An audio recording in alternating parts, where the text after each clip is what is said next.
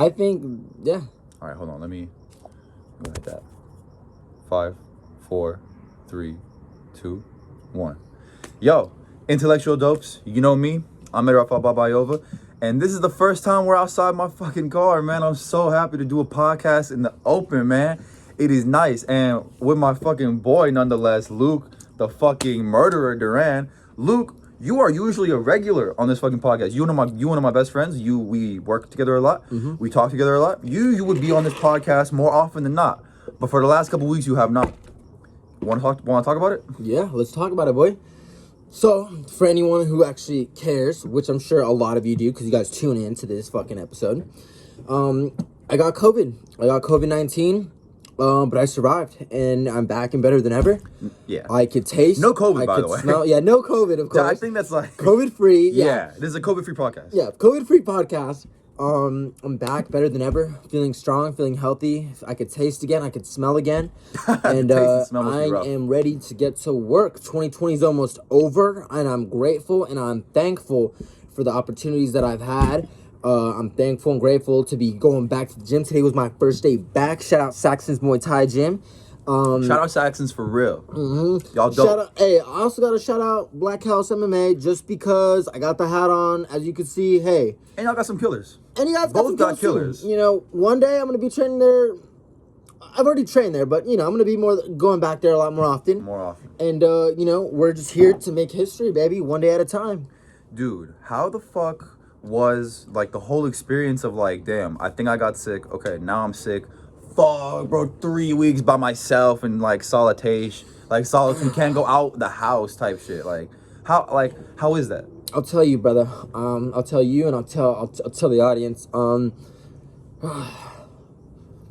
COVID is no joke, but it's not as serious for healthy people as they make it seem. Okay. And you're a healthy dude. You work out all the time. You stay fit.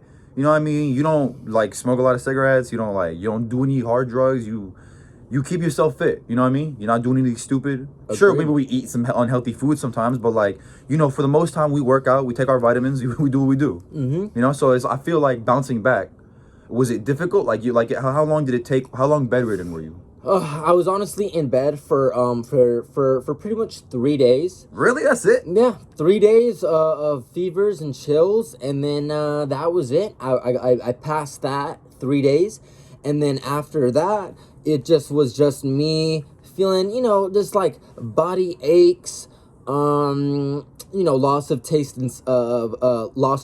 and smell, which is believe it or not, psychologically demeaning. It definitely affects your, you know, like your psyche 100%.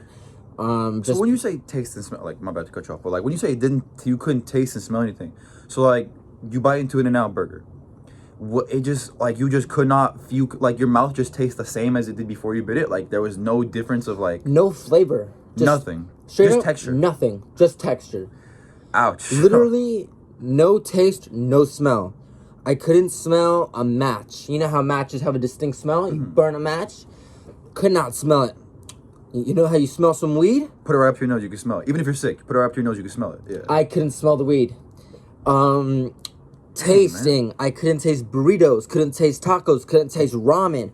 All the best foods on the planet Earth, I could not taste at all. Every drink just tastes like water? Every drink is just fluid in your mouth. Tasteless, bro. Worst. Tasteless. I love pink lemonade. That would be the worst, man. That's why I love Arnold Palmer's. Half lemonade, half tea. No, yeah. Shout out In-N-Out. Shout out In-N-Out, of course. Is there a better burger? Like, honestly, we're a little spoiled because we grew up in California. So we grew up on In-N-Out burgers. So we're not going to no McDonald's. We're not going to no Burger King. We're not going to no local spots most of the time. No we're going Jack to in In-N-Out. Box. We're not going to Jack in the Box. We're not going to some mom and pop store usually. We're going to fucking In-N-Out. So I don't really think... Bro, Shake Shack is cool. They have bacon on their burger. It's cool. But I think if In-N-Out had bacon on their burger, it'd be better. The only reason I like Shake Shack a little is because it has bacon on it. Check it. So Shake Shack is cool because they have their own signature burgers. My personal favorite is the Roadhouse. I believe that's the name of it. Roadhouse. I believe it had forgot what cheese is, but I know it was like grilled onions, and the Roadhouse was fire. In comparison to In-N-Out, nothing can compare to In-N-Out. Right, a 4x4. There's nothing like it's nothing can compare to In-N-Out. I'm sorry. You Texans on the East Coast eating fucking Whataburger. No, bro. And I've had I've been to Hell's Kitchen. I've been to several Gordon Ramsay restaurants. I've had Gordon Ramsay burgers. Gordon Ramsay's a world-renowned chef. He's supposed to be the greatest chef in the world, right? Bro, In-N-Out just slaps different. Like, it's just crazy with the animal sauce and just the multiple Gordon patties, Ramsay, like, what the fuck? Step up your game. Dude, his pizza in fucking insane. His pizza was insane. Pizza was good, though. Pizza and the steak were I'm not surprised the steak was good. Dude, it was crazy. At the steakhouse for Gordon Ramsay, because he's got a couple different restaurants. He has, like, the Hell's Kitchen. He has a burger spot. He's got a steak spot. And he's got, like, the Paris spot. Mm-hmm. The steak spot, that shit is crazy because they'll bring you the menu, and then some server will come with this big tray of meats, and it's all the steaks but raw. And so you can see, like, exactly, like, what the fuck you're about to get, bro. Obviously, I picked the biggest one just because, bro, I love steak. I'm just trying to get as much of it as possible. Yeah, hell fucking yeah. I think steak's number one. Oh, man, who doesn't like a fucking good steak? A good old steak, New York strip, ribeye, filet mignon, yeah. Fucking, you gotta help me out real quick. No, but those are what I go to. Those are the go-tos. Yeah, I'm sorry. Those are the go-tos, I love New York strips, though. T-bones are cool. T-bones are cool, but, bro, the good old New York... steak and eggs in the morning. Oh, like a steak fucking and eggs man. in the morning. Steak and eggs in the morning is the manliest thing you can eat. If you get eggs and bacon or eggs and steak, you are as manly as it gets. Throw some potatoes on the side, because you can't forget the potatoes. Some hash browns, man. Yeah, it's good. They tasty. Good old country potatoes. Potatoes is a crazy one because potatoes is everything. Like, you could have a baked potato, you could have potato wedges, potato French fries, like mashed potatoes, like just diced potatoes. Like, it's really the fucking, like, the multi-tool of foods. Like, you feel me? Like, fuck. Like, it's that really is such a good analogy. It is the multi-tool of vegetable. Bro, yeah, bro. I don't even think I would go as far as to say vegetables and fruits because there's no fruits that's as versatile that could fill me up for dinner, breakfast, and lunch. You feel me? Like, I could have different types of potatoes all throughout the day. A tomato, I guess, is kind of like versatile, but it's a tomato. I wouldn't have a tomato for lunch. Yeah.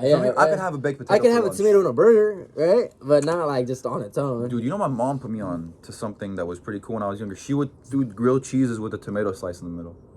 That shit was pretty fucking. I grew out of it now. I'm not a fan of it now, but as a kid, that shit slapped like a motherfucker. Wow, with the tomato slice. Yeah, man. Just throw the bread on the pan, throw some cheese on the pan, throw the tomato, another cheese, another bread on the pan, just wait for it to get done. That shit used to be fucking good. But now I'm more of a fan of just the grilled cheese with no tomato. I don't know why. Like, I feel like as an adult, some shit I just don't like it. I like grilled cheeses with bacon in them. I like grilled cheeses with chicken in them. Ooh. With turkey grilled cheese is cool. I mean, I've had it. You know. You ever been Howlin' Ray's? Howlin' Ray's is... I'm in love with Hawaiian hot chicken. Dave's is pretty good. But Howlin' Ray's has to be the greatest fried chicken spot I've ever been to. This is a food episode, people. Yeah, man, for real. Bro, I see my boy in a minute. We gotta go. Like, bro, for real. But, like, bro, Howlin' Ray's is the greatest. They have a thing called the Mario-style sandwich, which is literally just a grilled cheese with a giant chicken tender in the middle of it. It is the greatest things I've ever had in my life, bro. It is so delicious. I wish that I'm getting hungry again, and I just ate In-N-Out. Dude, I know, right? We can't even disrespect In-N-Out like that. In-N-Out's great. Bro, also, another thing about In-N-Out, it's cheap. You could get $10 and it's a whole meal, bro. Yeah. Not a lot of places you can go for $10 and it's a meal that'll fill you up, bro. Yeah. Honestly. And you could get, bro, I've done this before. A 4x4 animal style. Oh, no. Oh, yeah. 4x4 and then animal style fries. It's $10, bro. Get the drink at home, bro. Drink some water at home, bro. Like, honestly. The Arnold Palmer's good, but, like, bro, I gotta get an Arnold Palmer, bro. I gotta get the pink lemonade. My cousin JD, shout out Fresco JD. Fucking, I love that dude. Put you on? That's my brother. No. He didn't put me on Arnold Palmer, but he always trolls me for getting Arnold Palmer's. He goes, "Why don't you get a Coke like a fucking man, pussy?" You know, that's what he always tells me. Hates on Arnold Palmer, but bro, come on. How can you hate on lemonade and air and iced tea, man? That's just the goat. Honestly, bro, I think soda should I don't know, man. Soda should go. I haven't had soda in a couple years, man. Soda's a real, I love the taste of a Coke. Even though I haven't had it. For me. What's up? It's like it's a love and hate for me, bro. You know? Yeah, man. I used to drink soda all the time, bro. Like with every meal, 3 cans a day. But then it was just like, man, like 3 cans a day. Yeah, I feel that. It's a lot of. It sounds like a kidney stone. No, bro. Not only that, it's a kidney stone. It's a lot of weight you don't want. It's just a lot of fat you don't want. It's a lot of sugar you don't need. It's a lot of gas you don't need. You know what I mean? I'm already burping. I'm already burping and shit. I'm already burping and shit all day, man. So it's like I don't need the help. You feel me? I want to bring up a point that you made before this podcast. We were just talking, cause bro, we're fucking friends, so we're just talking. Yeah, we're going everywhere, bros.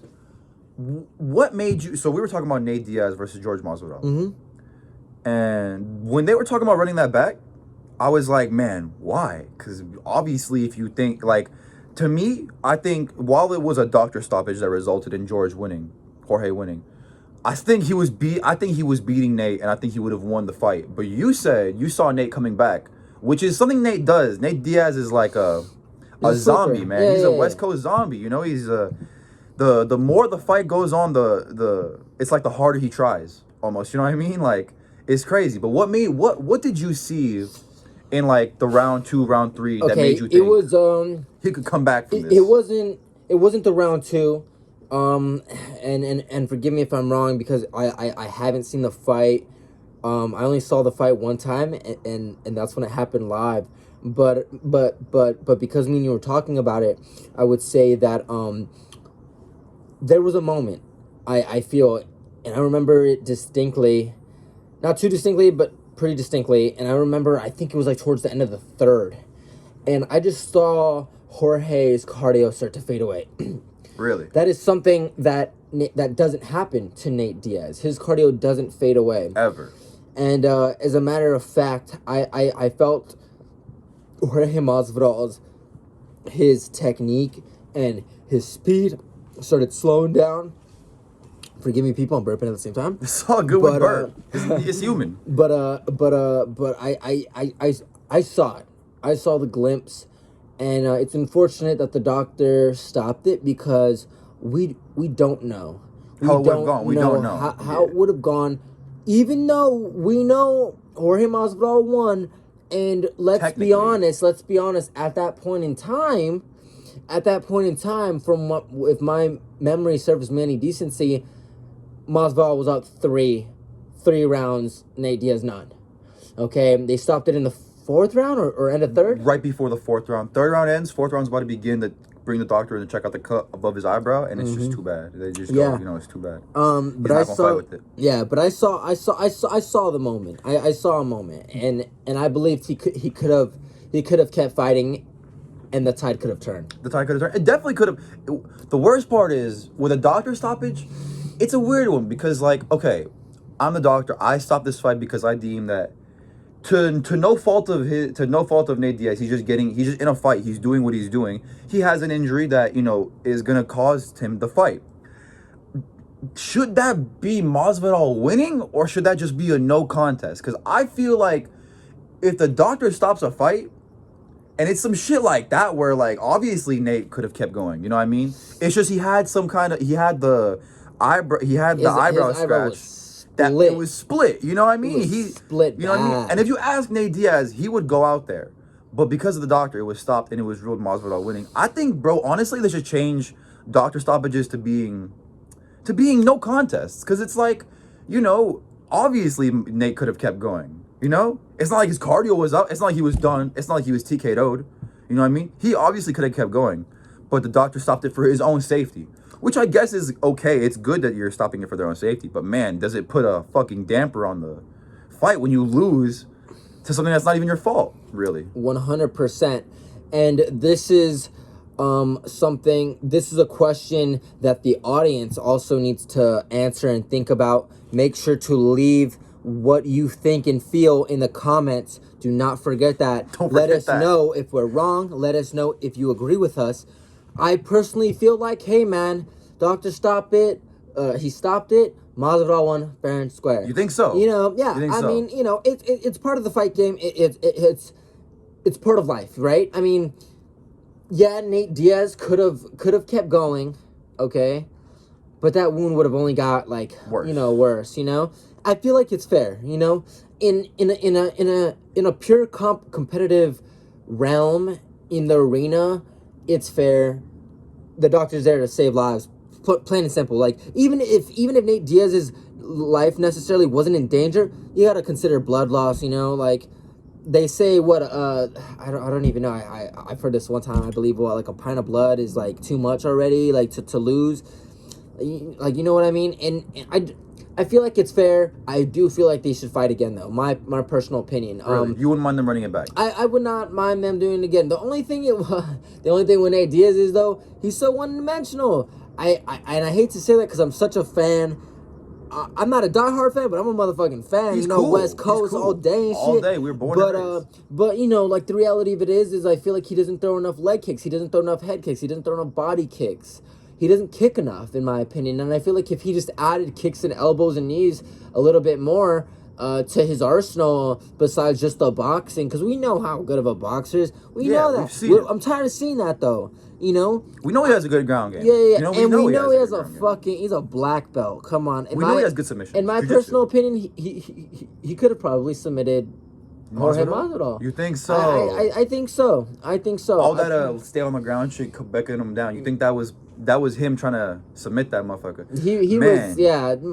Masvidal knew better. You know? Yeah, he knew better. He knew better. Even he knew.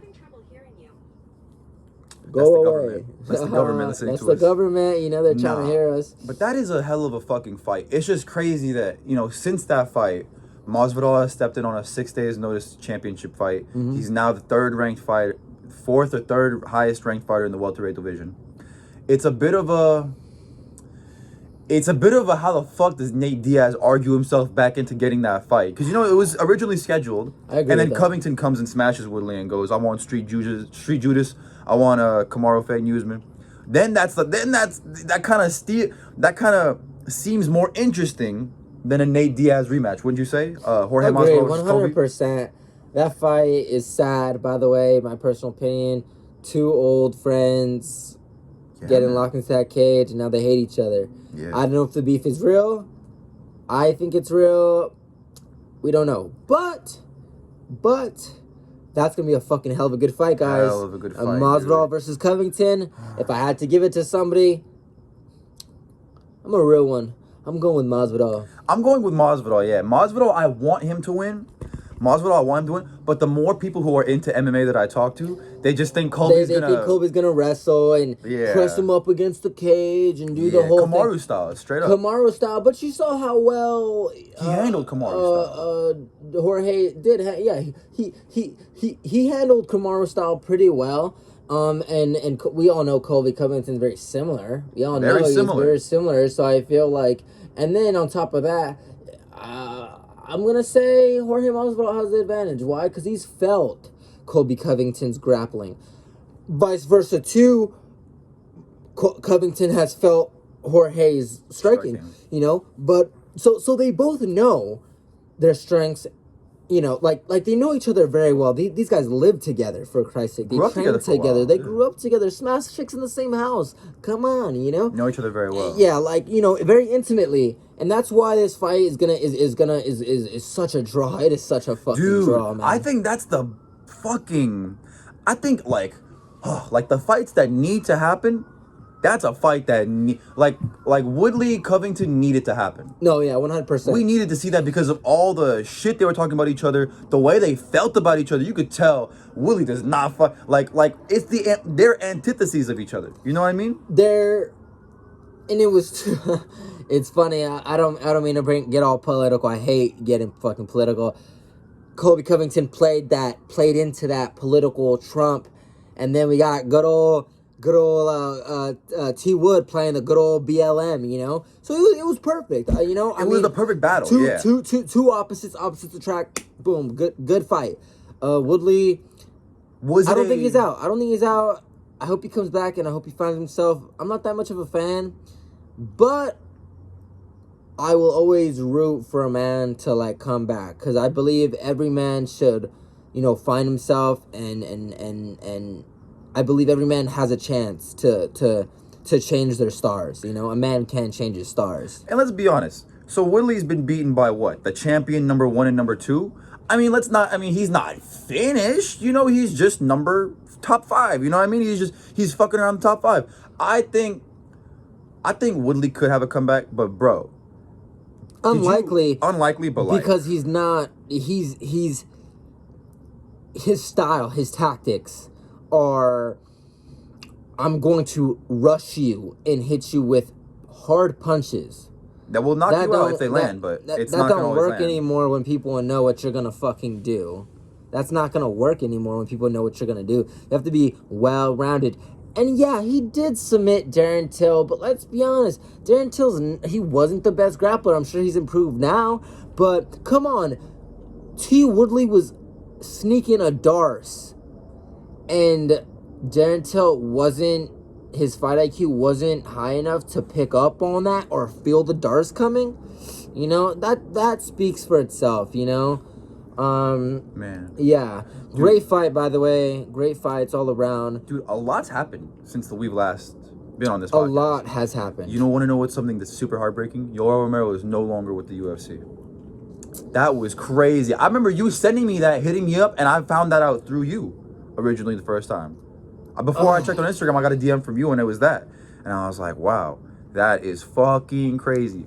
The little amount of sense it makes to have a top 5 guy who's only ever lost to top 3, top 5 guys be kicked out.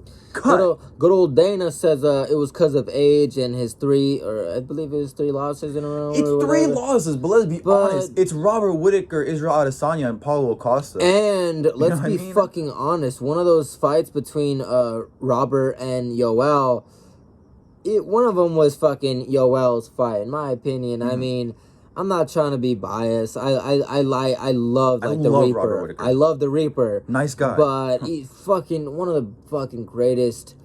He's the epitome of a mixed martial artist. There's very few fighters who are the epitome of mixed martial artists, who hold all accolades, all traits. I'm talking honor, you know, like respect, who chase glory.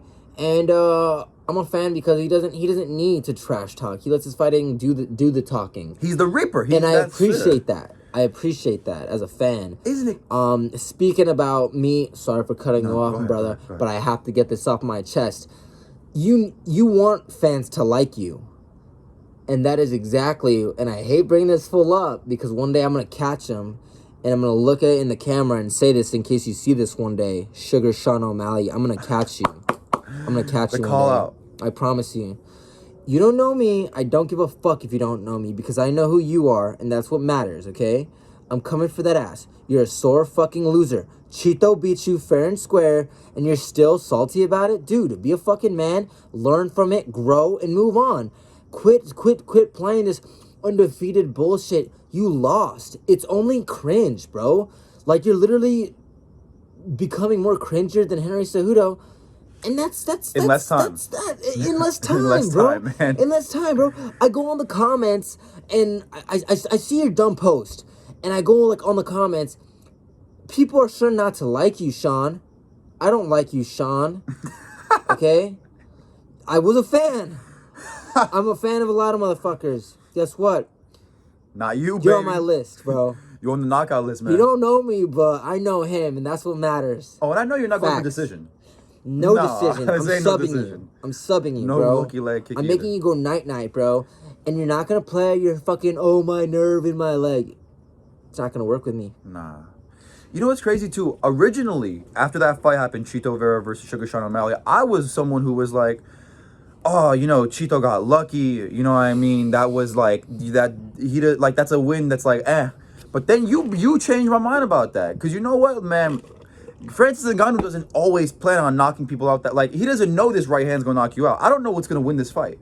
I'm just doing things that I think will help me. And Chito he won that fight. You know what I mean? Man, it is brutal. It was brutal seeing those elbows to the floor. He won it fair and square. Take your fucking loss. Learn from it. Move on like a fucking man. Don't make excuses. Don't fucking put on this bullshit antic of, I'm fucking undefeated. No, bro. Like, you're not. And you talk a lot of shit. You talked a lot of shit to get knocked out in the first round. Yeah, get TKO'd, bro. Like, I think it's karma, bro. Man. Because listen, man, karma's a bitch, and it's real. Karma's a bitch, bro. Karma's a bitch. But then on the flip side, has Conor ever had to deal with that karma? You think? Fuck yeah, dude. He fucking ate the shit talking bad, bro, with fucking Khabib. Yeah, that was bad. Come on. People are still talking shit on him now about Khabib. Come on, bro. Come on. Like, that's like, that's a whole other, come on. Conor had his. Conor got a taste of his medicine, and there was less shit talking. Took it like a champ. And he took it like a champ, and guess what he's doing like a fucking man? He's going back, analyzing it, and fixing his mistakes. He's fixing himself to come back and possibly fight him again, even though we all know Khabib doesn't want to fight him again because Khabib says he beat him fair and square, which is totally understandable. I agree with Khabib. But who doesn't want to see the second fight? Come on, even if Conor takes a second out, we still want to see it, boy. We still want to fucking see it. Conor honestly having a second fight with anybody. Like, if Conor fought Max again, I wouldn't fucking mind. Like, I would not mind at all, I'm gonna be honest, bro. I see Conor beating Max again. I see Conor beating Dustin again on January 23rd. Dude, I wanted to bring that up. Dude, Conor versus Dustin 2 is crazy because you think the first fight happened 6 years ago, right? I think, like, dude, that, like, it was incredible to see, like, okay, these are two 145ers. Okay, yeah, Conor knocked Dustin out in the first round. Conor was on that wave back then. Conor was undefeated until the fucking Nate Diaz fight. You know what I mean? That shit, like, bro, that was, like, seeing them have come so far. Like, if you think Dustin's the same person that he was 6 years ago, you're sorely mistaken. Yeah, no, he's a top pound for pound. Fuck the lightweight rankings. He's a top 20, top 15 pound for pound mixed martial artist, like, in the world. He is incredible. He has some of the best boxing in the lightweight division. He has some of the hardest hitting hands. He has the hardest hitting hands besides Conor in that division. Dustin the Diamond. The Diamond. Dude, he's beaten, he's beaten Justin Gaethje. He's beaten Eddie Alvarez. He's beaten so many fucking people who are champions, who have fought for championships, ex-champions. And he's a cool dude. He's come up short. He's come up short. He's a great fighter. Like, dude, he's beat Max Holloway, which is, by the way, one of the greatest fighters to have ever lived. I don't give a fuck what anyone says about anything. Max Holloway is the greatest 145er in my eyes. And I think that he's one of the top. He is the champion of the featherweight division right now. I think he's one of the greatest pound-for-pound fighters to have ever lived. Max Holloway is he greatest. Or Volkanovski? Oh, Volkanovski is. But we know who won that fight. We know who won that fight, bro. We know who won that fight. Have you seen Max talk about it? Max has gone on some ESPN interviews in those last couple weeks. He's talked about it because he has Calvin Kattar coming up January 16th. He says, okay, those three judges gave it to Volk. If we go to every other person in the sport, Dana White, the president of the UFC, Joe Rogan, every commentator, Big John McCarthy, who has classes for referees in the UFC to become referees, all say he won. Bro, I don't know why it hasn't been reversed yet. I know it's not easy to reverse it, but, like, it was one of the grossest robberies that I've seen in my lifetime, bro. Yeah, in my lifetime. I saw that happen. I saw Max do better than he did in the first fight. Way better. Take way less damage, inflict more damage, do better, have a better offense and a better defense, and still get robbed. That was the fact of the matter is we know he won, and it's sad now watching him have to go for one part. Not only is the fight evidence, obviously the fight.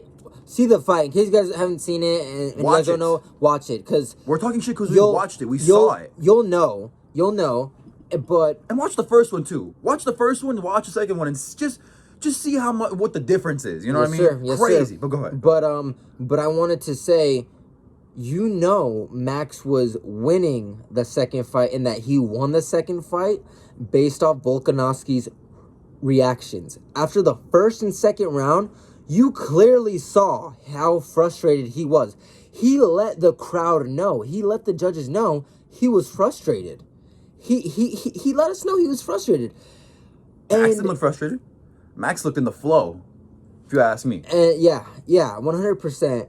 And just based off that alone, based off frustration alone, we know who was leading that fight. We know. It's almost a shame that they have to give Max 2 more top 5 opponents before he can go back into the to the championship. Because it just means whoever you put in front of him is gonna get smashed. No one thinks Calvin Kattar's gonna win. Nobody thinks Calvin Kattar's a top 6. I don't think he's gonna win, but he's coming. He's coming. It'll be a great fight. It'll be a great fight. But bro, what are the fucking odds on that? Max is a fucking minus what thousand or what is it? Whatever favorite. Like he must be the bro. How the fuck who steps in there and thinks like, okay, I'm gonna put in this, like I'm gonna knock Max out?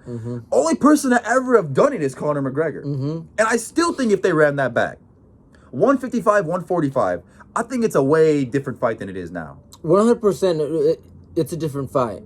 115%, it's a different fight. But dude, man, Dustin versus Conor 2 is gonna be a fucking brawl. Do you think Conor's prediction, Mystic Mac type shit, he goes, bro, it's gonna be a better knockout and a faster time than the first time. Which, by the way, I think it was a 2-minute. Within the first 2 minutes, he knocked him out.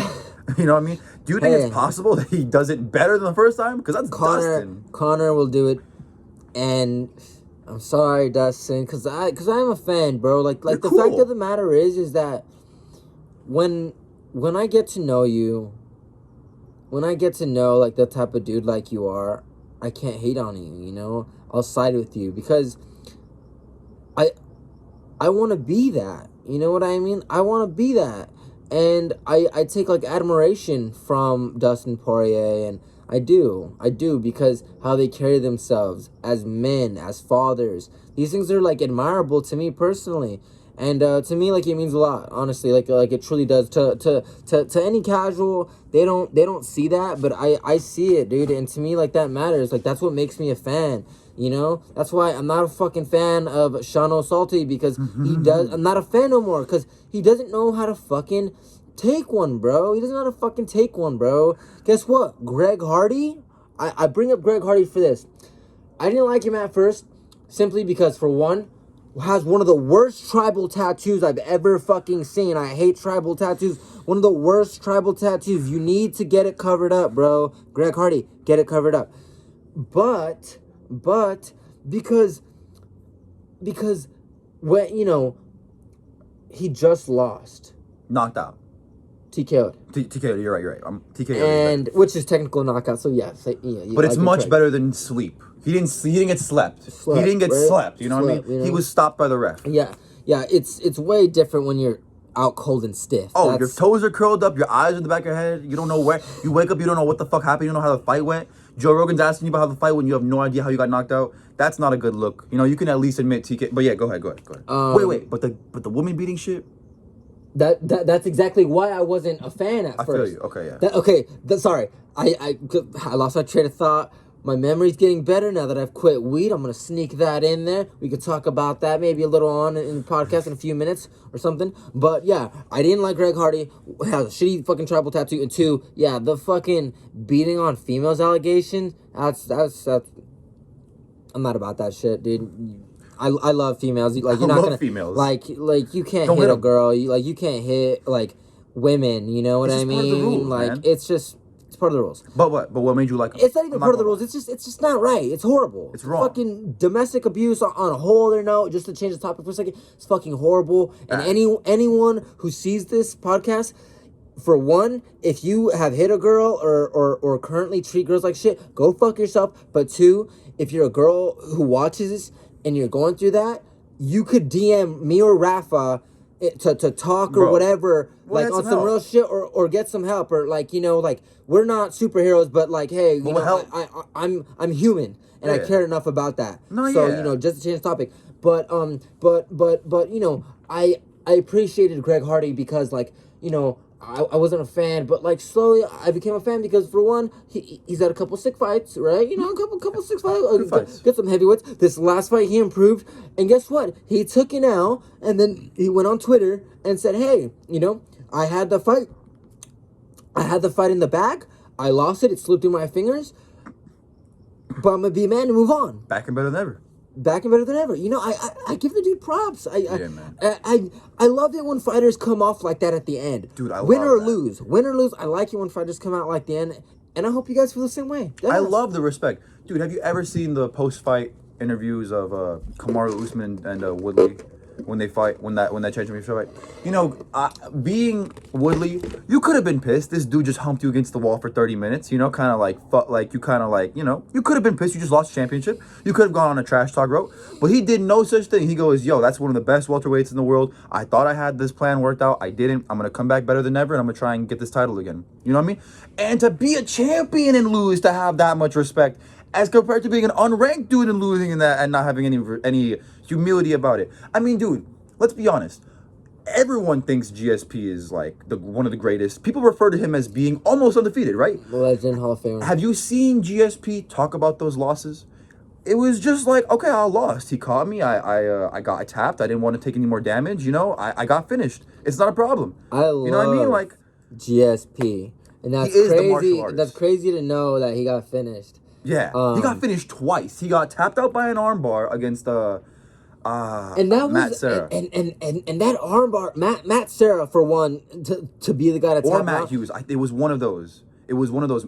Because one was an armbar and the other one was elbows while in full guard. Okay, but I know that the armbar was Matt Serra.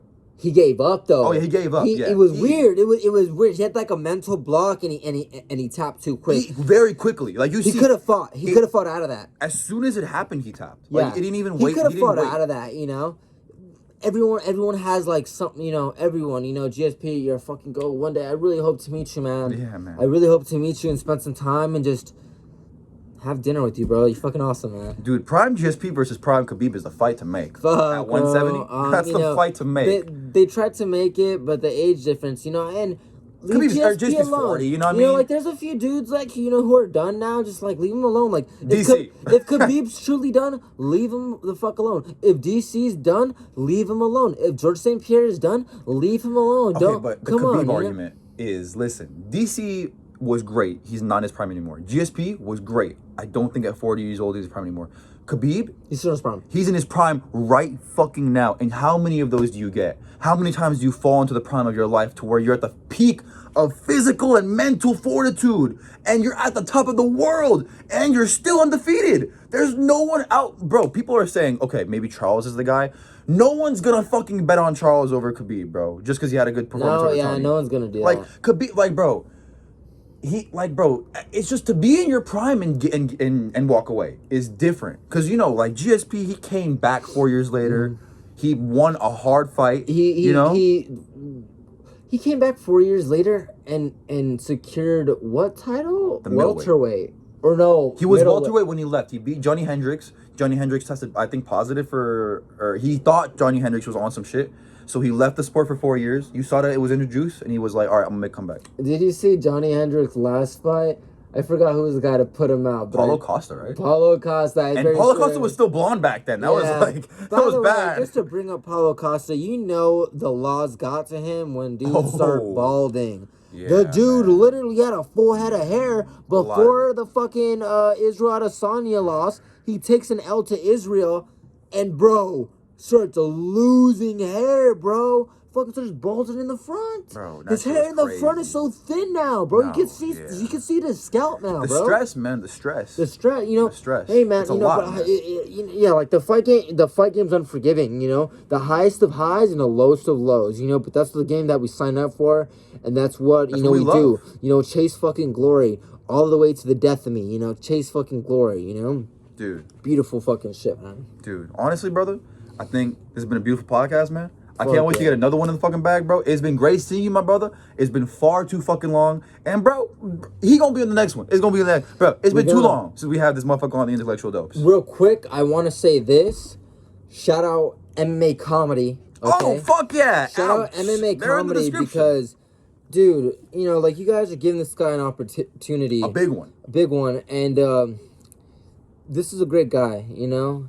And I truly hope, like, you guys really can make great content. You know, I started following you guys. I wish I would have followed you guys sooner. You guys are fucking awesome too, man. You guys are fucking great. Yeah, new episode today. I saw that. I haven't even checked that out, but new episode of this guy today. Just, you know, I just want to say this out into the world. Thank you for not just MMA Comedy. Thank you, but thank you, of course. But just everyone, you know, thank you for giving me opportunities. Thank you for giving Raphael opportunities. Just thank you guys. You know, there's the future is bright. You know, 2020 is coming to a close. Thankfully, I'm over it. I'm sure all you guys are over it too.